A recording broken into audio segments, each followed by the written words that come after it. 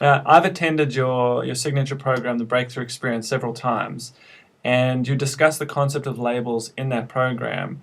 So how does the Breakthrough Experience actually help people dissolve labels? Well, a label is when one person with one set of values is confronted by a person with another set of values, and they can't see how that other person's values serve them, and they try to change the person. They act superior, project their values onto them, and then try to get them to live in that, their values. Anytime somebody tries to get another person to live in their values instead of their own values, in other words, let's say you have a father and a son. Anytime the father tries to project the values onto the son and not honors the son and not understands that the son's making decisions out of values, they're going to get obedience problems and they're going to get labels. So a label is a projection of one authority's values onto another one, minimizing the other person and not honoring their values. Once the person, in the breakthrough experience, what we do is we have them, when they're doing their son or they're doing somebody that they're doing that to, we go in there and have them identify what it is that about this person that they dislike, because they're going to dislike the child if they're being disobedient. We have them own those traits and look at where they do that in their own life, because they do too. Everybody does. Mm-hmm. Then they go in and find out how it serves them, and then they find out how it serves other people when they play that role. And then when they find out where this person does the opposite, because they also are very obedient at times. They're disobedient when you're challenging their values. They're obedient when you're supporting their values. And then find out who's doing the opposite at that time. And then if they were to be the way you hope, what might be the drawbacks to your life? Because you just didn't live in a fantasy that if they were to follow your footsteps, it'd be better. Right. I had an Indian woman who was impoverished that was trying to get her daughter to be just like her. And the daughter has 5 degrees, making a lot of money, and is achieving amazing things and touching millions of people's lives. But the mother keeps wanting to be her so she can be just like her mother. And I told the daughter, I said, ask this question. Go back to her mother and say, go to your mother and say, do you want me to have your life, or do you want me to go and make a difference in the world? Because what you're doing is living in a small place, doing this, which is not wrong. I mean, it's just her, but it's her life. And that's not what the daughter wants. And her daughter is contributing vastly to the world. And if she was to get the values of the mother, she would end up shrinking back to be like the mother. No two people are the same, and we're not meant to be the other person. Envy is ignorance, imitation is suicide. We're here to be ourselves. The most magnificent part is who we are.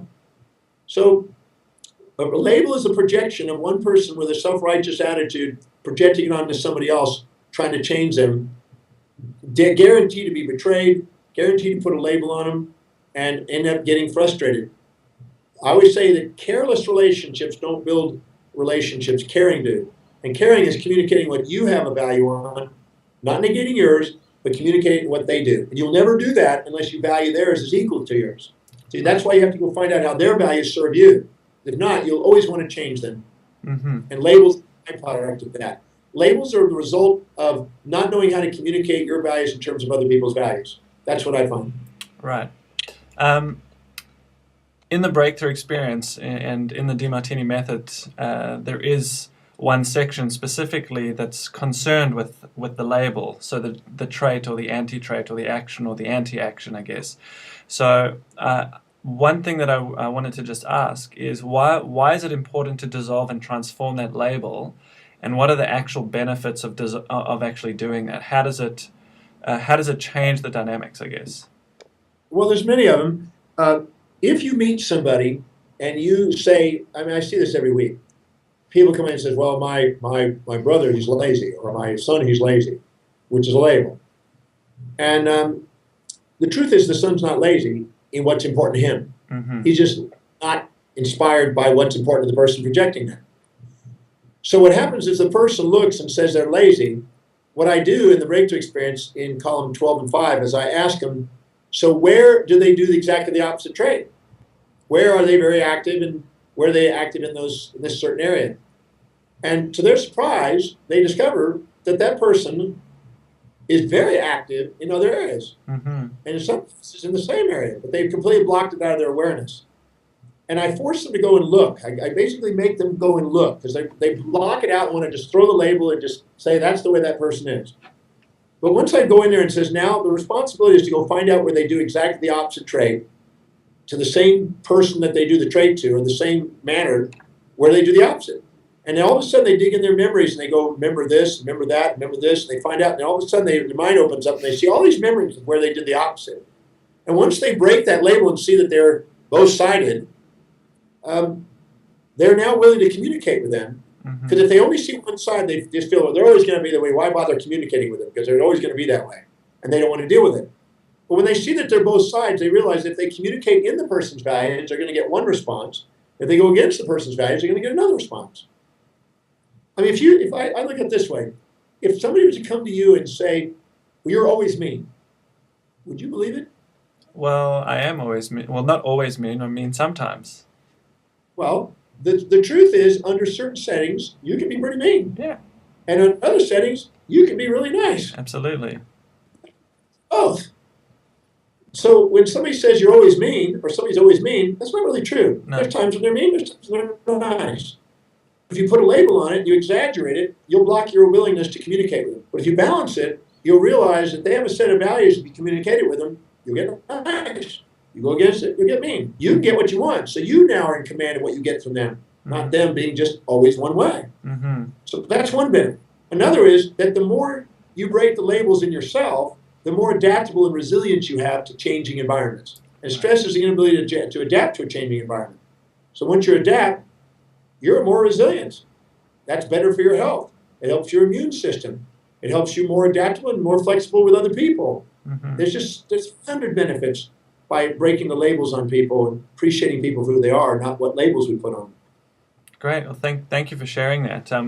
I have one final question to ask you before we finish up. To kind of sum up everything that you've said, if there is one specific thing that the viewers can really take away from our interview to help them assist kids to really express their unique genius, what would that be? What would be the one thing that you would recommend parents and teachers can start doing today to help their kids out? Well, what comes to my mind when you say that is something that Marilyn Wilhelm inspired me by.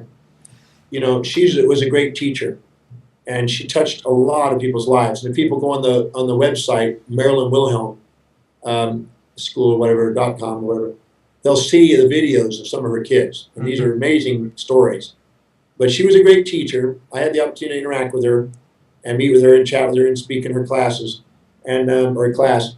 And what she believed, and I believe also, that the truth is that regardless of the shell, we could call it the body, inside the being is a mind soul, a truly integrated, ingenious, creative mind.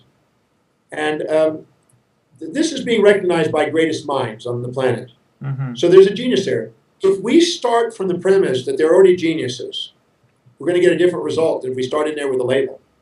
If we go and master the art of communicating and being inspired in the communication, we will dissolve damn near all these labels that we run into.